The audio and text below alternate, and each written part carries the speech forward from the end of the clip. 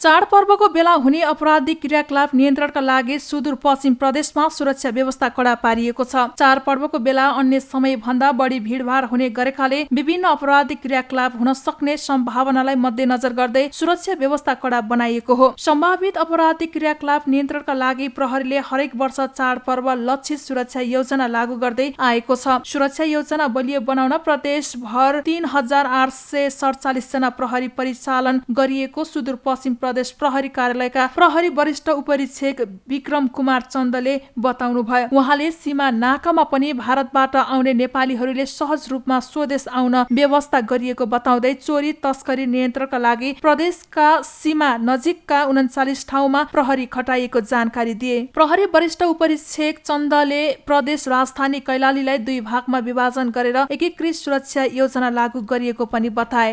24 वटा बुदाहरूमा चाहिँ हामीले विशेष ड्युटी खटाएका छौँ र जसमा 3847 जना 3847 जना प्रहरी कर्मचारीहरूलाई चाहिँ हामीले चाहिँ दसैँ तिहार र छठको लागि चाहिँ ड्युटी खटाएका छौँ र कुनै पनि चाहिँ प्रकारको चाहिँ समस्या नआओस् भन्नको लागि तत्कालै चाहिँ खटिनुको लागि चाहिँ हामीले चाहिँ क्युआरटीको व्यवस्था गरेका छौँ र प्रदेशमा चाहिँ कमान्डको व्यवस्था गरेका छौँ। कमान्ड पोस्ट प्रदेशदेखि जिल्ला स्तरमा कमान्ड पोस्टको व्यवस्था गरेका छौँ।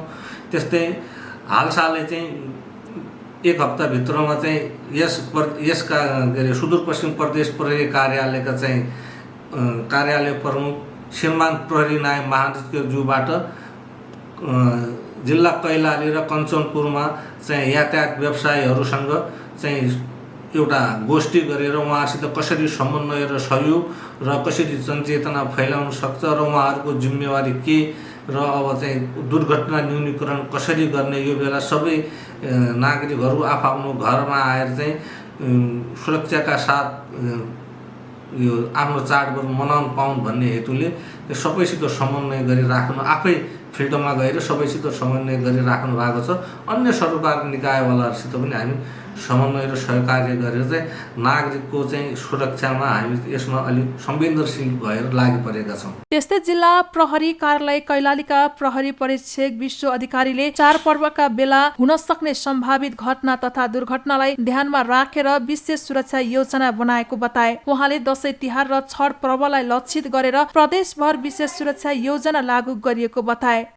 हाम्रो महान चाडको लागि चाहिँ एकदमै सुरक्षित व्यवस्थित रूपमा सबैले मनाउन सकोस् भनेर सुरक्षा निकायहरूले र नेपाल प्रहरीले विशेष सुरक्षा योजनाहरू हामीले लागू गरेका छौँ र त्यसै गरी हामीले कैलाली जिल्लामा पनि जिल्ला प्रहरी कार्यालय कैलालीले विशेष सुरक्षा योजना लागू गरेको छ र यसमा चाहिँ हामीले खास गरी यो समग्र कैलाली जिल्लालाई हामीले 2 भागमा विभाजन गरेका छौँ।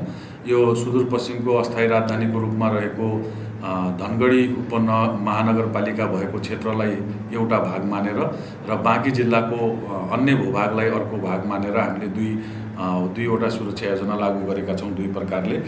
जसअनुसार हामी यो उपमहानगरपालिकाभित्र विभिन्न 56 प्रकारका ड्युटीहरू परिचालन गर्नेछौँ, जसमा हामीहरूको 300 भन्दा बढी प्रहरी जनशक्ति यहाँ परिचालित हुनेछ भने यसबाहेक अरू समग्र जिल्लामा 117 स्थानमा हामीहरूको करिब 420 जना भन्दा बढी जनशक्ति परिचालन गरेर समग्रमा हामीहरूले 720-22 को हाराहारीमा अहिले हामीहरूले प्रहरी परिचालन गरेर विशेष सुरक्षा योजनालाई कार्यान्वयन गर्न लागिरहेका छौँ। कोरोनाको जोखिम कायमै रहेकोले सर्वसाधारणमा पनि सचेत भएर दसैँ मनाउन र दसैँको लागि किनमेल गर्न प्रहरीले आग्रह गरेको एसएसपी अधिकारीले बताए।